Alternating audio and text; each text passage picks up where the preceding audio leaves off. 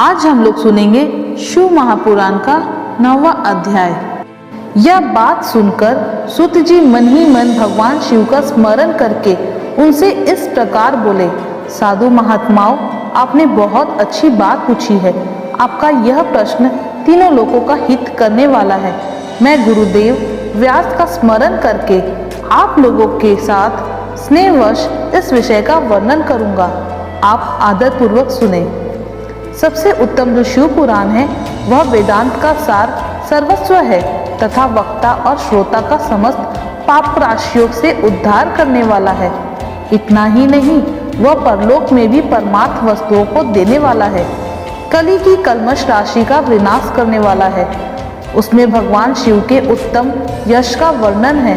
ब्राह्मणों, धर्म, अर्थ, काम और मोक्ष, इन चारों पुरुषार्थों को देने वाला वह पुराण सदा ही अपने प्रभाव की दृष्टि से वृद्धि या विस्तार को प्राप्त हो रहा है।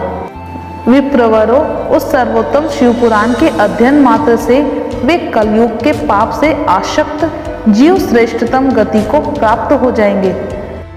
कलयुग के महान उत्पात तभी तक जगत में निर्भय होकर घूमेंगे जब तक यहाँ शिव पुराण का उदय नहीं होगा। इसे वेद के तुल्य माना गया है। इस वेद कल्प पुराण का सबसे पहले भगवान शिव ने ही प्रणयन किया था। विद्वेषा संहिता, रुद्र संहिता, विनायक संहिता, उमा संहिता, मातृ संहिता, एकादश रुद्र संहिता, कैलाश संहिता, सत रुद्र संहिता, कोटि रुद्र संहिता, सहस्र कोटि रुद्र संहिता, वायव्य संहिता तथा धर्म संहिता, इस प्रकार इस पुराण के 12 भेद या खंड है। ये 12 संहिताएं अत्यंत पुण्यमयी मानी गई है।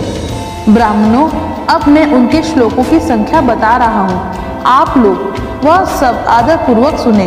विदेश्वर संहिता में 10,000 श्लोक है। रुद्र संहिता, विनायक संहिता, उमा संहिता और मातृ संहिता, इनमें से प्रत्येक में 8,000 श्लोक है।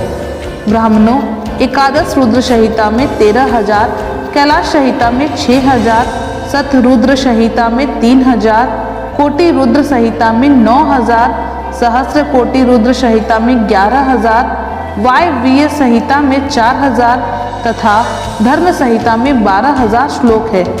इस प्रकार मूल शिव पुराण की श्लोकों की संख्या 1,00,000 है, परंतु व्यास जी ने उसे 24,000 श्लोकों में संक्षिप्त कर दिया है।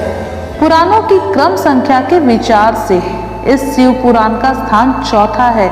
इसमें 7 संहिताएं हैं।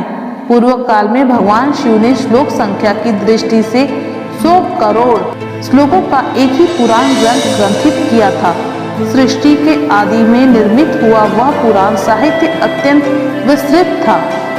फिर द्वापर आदि युगों में व्यास आदि महर्षियों ने जब पुराण का 18 भागों में विभाजन कर दिया, उस समय संपूर्ण पुराणों का संक्षिप्त स्वरूप केवल 4,00,000 श्लोकों का रह गया।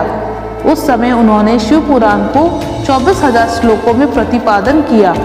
यह वेद तुल्य पुराण 7 संहिताएं में बटा हुआ है। यही इसके श्लोकों की संख्या है। यह वेद तुल्य पुराण 7 संहिताओं में बटा हुआ है। इसकी पहली संहिता का नाम विदेश्वर संहिता है।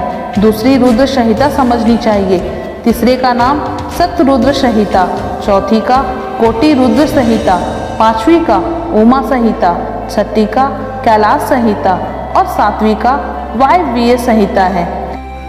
इस प्रकार यह 7 संहिताएं मानी गई है।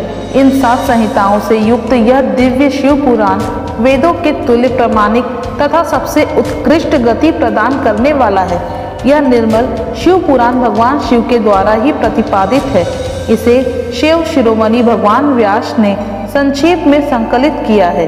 यह समस्त जीव समुदाय के लिए उपकारक, त्रिविधिक तापों का नाश करने वाला, तुलना रहित एवं सत्पुरुषों का कल्याण प्रदान करने वाला है।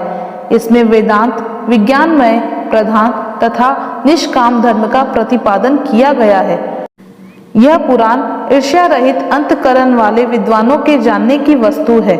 इसमें श्रेष्ठ मंत्र समूहों का संकलन है तथा धर्म, अर्थ और काम इस त्रिवर्ग की प्राप्ति का साधन का तथा धर्म, अर्थ और काम इस त्रिवर्ग की प्राप्ति के साधन का भी वर्णन है।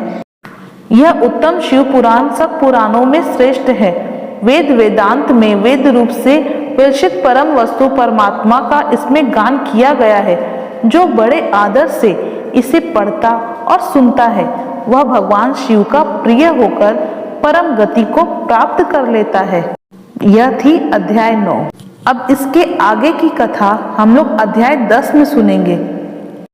यदि आपको हमारी कथा पसंद आई तो हमारे चैनल को सब्सक्राइब करिए, वीडियो को लाइक और ज़्यादा से ज़्यादा शेयर करिए। शिव की शक्ति एंड ब्लॉग। धन्यवाद।